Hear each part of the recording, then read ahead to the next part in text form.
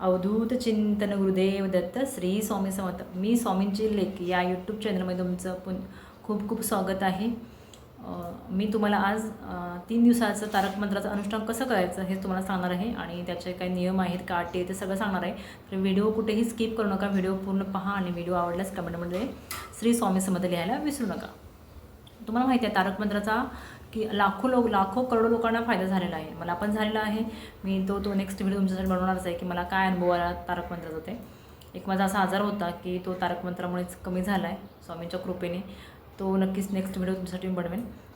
पण मी आज तुम्हाला सांगणार आहे की 3 दिवसाचं तारक मंत्राचं अनुष्ठान कसं करायचं. 11, 21, 51 असे तारक मंत्राचे अनुष्ठान करतात जेवढे आपल्याला हवे तसे. पण आजकालच्या ना धावपळीच्या जगामध्ये ना काही लोकांना टाईम भेटत नाही. स्पेशल जे नवीन आई म्हणजे न्यूबॉर्न बेबी असतो त्यांचा, जे नवीन आई बनले त्यांना तर अजिबात टाईम भेटत नसते. की माझा छोटा बाबू आहे, छोटा आहे माझा स्वामी आहे, आता 1.5 वर्षाचा आहे आणि मला पण टाईम भेटतच नाही आहे तसा स्वामींची सेवा करायला वगैरे. कारण बाळ असतं घरात आणि तो कधी झोपतो कधी उठतो, त्यानंतर झोपला की आपल्या घरातले कामं, त्यामुळे आपल्याला 11 दिवस 21 दिवसाचं अनुष्ठान करायला पॉसिबल नाही. तेवढा टाईम पण आपला पुरेसा भेटत नाही. त्यामुळे मी तुम्हाला सांगणार आहे की 3 दिवसाचं तारक मंत्राचं अनुष्ठान कसं करायचं. मग आपल्या घरातनं लहान मुलं असतात, वयस्कर लोक असतात की आपण स्वतः असो, कधी कधी आपला राग येतो, चिडचिड होते, काही कारण असतं आपल्या मनात निगेटिव्हिटी येते आणि काही आपला जर जुना आजार असेल की डॉक्टर करून पण कमी होत नसेल किंवा असं बरेच काही तुमचे जर समजा काही आजार असतील किंवा तुमची जी इच्छा असेल त्यासाठी तुम्ही ह्या तारक मंत्राचं अनुष्ठान करू शकता. आणि खरंच ह्या अनुष्ठानाने खरंच खूप लाखो लोकांना फायदा झालेला आहे. आणि तारक म्हणजे तारणारा, आणि स्वामी महाराज आपले प्रत्येक संकटातून तारून येतात. आणि स्वामींचा लीला ना आघात आहे.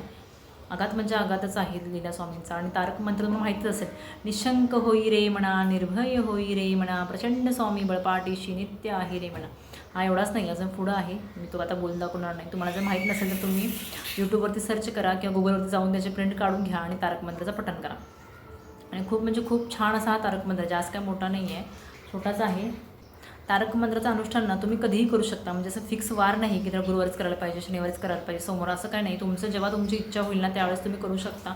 आणि वेळ पण असं काय तुम्हाला जेव्हा हवं ना तो वेळ घेऊ शकता. पण 12 ते 12:30 या टाईममध्ये करू नका, दुपारी त्यामुळे तुम्ही कधीही करू शकता. आणि रोज जर तुम्ही करणार असाल 11 दिवस, 21 दिवस किंवा 3 दिवस, तर तुमचा टायमिंग फिक्स ठेवा. म्हणजे जर सकाळी तुम्ही 10 वाजता केला तर रोज 10 वाजताच करा, दुपारी 3 वाजता केला 3 वाजता करा, संध्याकाळी 7 वाजता केला 7 वाजता, एक टाईम फिक्स ठेवा.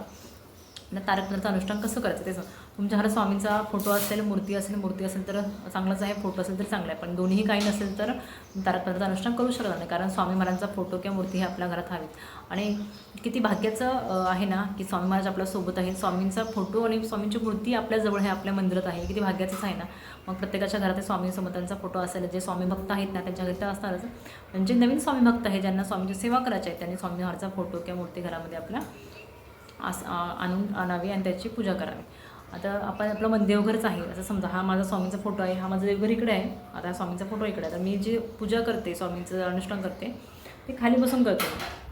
खालती बसते, चौरंग म्हणजे पाट असतो, पाट आपण घ्यायचा, त्याच्यावरती रेड कपडा असतो तो घालायचा, दिवा अगरबत्तीवरती चालू असते इकडे. जे समजा तुमचं मंदिर आहे तर मंदिरमध्ये सगळं अगरबत्ती चालू असतं, दिवा चालू असतं, सगळं चालू असतं. तुम्ही जर मंदिराच्या खालती सतरंजी टाका आणि त्याच्यावरती बसा आणि समोर एक ग्लास ठेवा पाण्याचा. म्हणजे दिवा चालू पाहिजे, अगरबत्ती चालू पाहिजे, तुपाचा दिवा लागला चांगलंच आहे. आणि जर तुमचा प्रसाद असेल नैवेद्य काहीतरी, म्हणजे फ्रूट्स ठेवा किंवा खडी साखर ठेवा किंवा बाकी अजून काय असेल ते तुम्ही तिथं ठेवू शकता प्रसाद म्हणून. मग काय करायचं, आपल्याला एक ग्लास घ्यायचा आहे, हा असा एक ग्लास घ्यायचा आहे, ह्यात पाणी भरायचं आहे, पाणी भरायचं आणि आपला हात ठेवायचा आहे आणि तारक मंत्र म्हणायचं आहे. याच्याबद्दल काय करायचं मला सांगते. तुम्हाला जर तुमचा समजा एक आजार आहे, जुनाट आजार, किंवा तुमचं काही इच्छा आहे आणि ते पूर्ण व्हावं वाटतं, किंवा तुमच्या घरात लहान मुलं आहे चिडचिड करतात, किंवा मुलं आजार आहे, मुलांचं काही काम होत नाही, मुलं अभ्यास करतात, किंवा काही बाकी काय अजून तुमचं असेल, किंवा हजबंडचा तुमचा जॉब म्हणा, किंवा काही तुमचं जे वैयक्तिक असेल ते तुम्हाला संकल्प करायचा आहे की तुम्ही किती दिवसाचं अनुष्ठान करणार आहात किंवा काय करणार, ते संकल्प कसा करायचा. आपला उजवा हात घ्यायचा, थोडं 2 पळी पाणी घ्यायचं, 2 चम्मच हळदी, कुंकू, फूल, अक्षता ठेवायचं, तुमचं नाव सांगायचं, तुमचं नाव, तुमचं गोत्र नसेल तर काश्यप गोत्र म्हणायचं. आणि तुमची जी इच्छा आहे, तुम्ही किती दिवसाचं अनुष्ठान करणार तारक मंत्राचं, तुमची काय इच्छा आहे ते बोलायचं आणि ते असं खाली प्लेटमध्ये सोडायचं असं. आणि त्यानंतर 2 चपळी पाणी घेऊन परत आपला हात स्वच्छ करून घ्यायचा आणि त्यानंतर तारक मंत्राला सुरुवात करायची. तारक मंत्र कसं करायचं, आता ह्यात जे पाणी घेणार ना हे तीर्थ होतं अनुष्ठान केल्यानंतर. म्हणजे हे आता ग्लास आहे, आता मी पाणी भरून घेणार, तुम्हाला जेवढं पाहिजे ना तेवढं पाणी भरून घ्यायचं त्यावरती हात ठेवायचा असा, म्हणजे जो तुम्ही खाली जर पाठ ठेवला तर पाठावर तुमचा असा ग्लास असेल किंवा त्याच्यावरती खाली प्लेट ठेवू शकता आणि याच्यावरती ग्लास ठेवून तुम्ही असा हात ठेवू शकता. म्हणू शकता निशंक होई रे म्हणा, निर्भय होई रे म्हणा, प्रचंड स्वामी बळपाठीशी नित्य आहे रे म्हणा. असा जो स्वामीचा तारक मंत्र आहे तो तुम्हाला 11 वेळा म्हणायचा. जर 3 दिवसाचं तुम्ही अनुष्ठान केलं तरी 11 वेळा म्हणायचा, 21 दिवसाचं केलं तरी 11 वेळा म्हणायचा.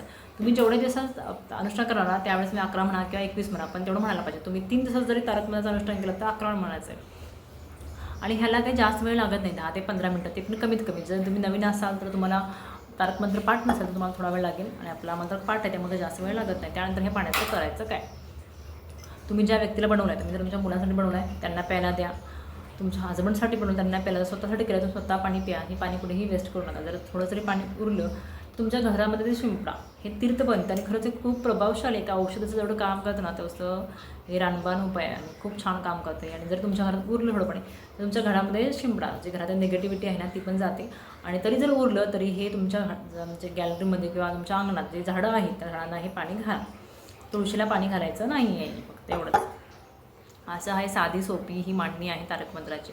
आता ह्याचे नियम काय, जर तुम्ही तारक मंत्र करणार आहात, अनुष्ठान करणार आहात तर याची पूजा मांडणी खाली असं घटबीट मांडायचं काहीच नाही. साधं सिंपल आहे.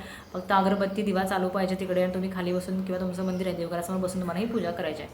पूजा करायच्या अगोदर तुमचं घर स्वच्छ करायचं, जर उंबरठा असेल तर हळदीचं लेपन लावा आणि तुम्ही पूजेला बसा. रोजचा एक टाईम फिक्स ठेवा. नियम काय म्हणजे बाहेरचं अन्न खायचं नाही. तुमचं जोपर्यंत 3 दिवसाचं अनुष्ठान आहे ना तोपर्यंत 3 दिवस तुम्ही बाहेरचं कोणतंही अन्न खायचं नाही. जर तुम्ही बाहेर कुठे गेला आणि तुम्हाला भूक लागली तर तुम्ही हॉटेलमध्ये खाऊ शकता, ते आपण ते पैसे देतो आणि घेतो, पण तुमचे शेजारी पाजारी म्हणा किंवा कोणी काही रेसिपी आणून दिली घरात ते तुम्ही खाऊ शकत नाही. आणि ह्यात शक्यतो ह्या दिवसात ना वादविवाद टाळा, चिडचिड करू नका आणि नॉनव्हेज खाऊ नका. नॉनव्हेज सक्त आहे, म्हणजे आपण जेव्हा कोणत्याही स्वामीची सेवा करतो किंवा पालन करतो तेव्हा शक्यतो नॉनव्हेज खायचं नाही आहे. नॉनव्हेज खाऊ नका. बाकी अशा काही फारसे नियम अटी नाही आहेत की केस धुवायचे नाही किंवा नखं काढायचे नाही, असं काहीच नाही. बस एवढंच आहे. बघा तुम्ही त्यावेळेस जरी दिवसभरात स्वामींचा तारक मंत्र बोलला, मनातल्या मनात चालेल की तोंडानं म्हणू शकता, मोठ्याने म्हणू शकता की तुमची मुलं पण बोलतील किंवा श्री स्वामी समर्थ म्हटलं तरी चालेल, काहीच प्रॉब्लेम नाही. आणि एवढं खूप चांगलं आहे. आणि हे साधी सोपी स्वामींची सेवा आहे. आणि ह्या तारक मंत्राने तुम्ही जी इच्छा बोलला ना ती खरंच पूर्ण होईल. आणि तुमचे जर आजार जर कोणता असेल, जो कोणत्याही औषधाने कमी होत नसेल, कोणते खूप डॉक्टर केले तर एकदा तारक मंत्राचं अनुष्ठान करून बघा. खरंच त्यांना खूप फायदा होईल. स्वतः मला आलेला आहे हा अनुभव, म्हणून मी तुमच्यासोबत हा व्हिडिओ बनवते. आणि आमचं चॅनल नवीनच आहे. असंच नवीन सेवेसाठी आपल्या चॅनलला सबस्क्राईब करा. चला तर मग भेटू पुढच्या व्हिडिओमध्ये. श्री स्वामी समर्थ.